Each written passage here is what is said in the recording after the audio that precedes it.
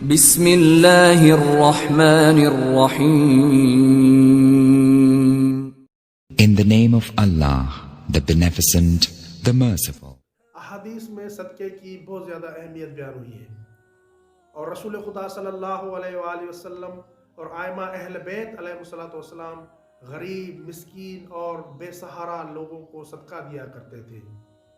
یہاں تک کہ روایات میں ملتا ہے ایک دن امام جعفر صادق علیہ السلام نے اپنے فرزند حضرت محمد سے فرمایا، بیٹا ہمارے پاس گھر کے اخراجات میں سے کتنے پیسے بچے ہیں؟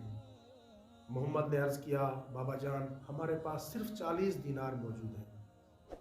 مولا نے فرمایا، یہ 40 دینار کسی غریب، مسکین اور بے سہارا شخص کو صدقے کے طور پر دے دو۔ محمد نے عرض کیا، بابا جان ہمارے پاس صرف 40 دینار ہیں، اس کے علاوہ کچھ نہیں ہے، ہم بہت پریشان ہوں گے۔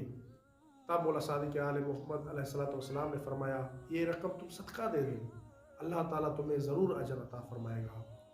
اور پھر مولا نے فرمایا، اما علمت ان لکل شیء مفتاح و مفتاح الرزق صدقہ۔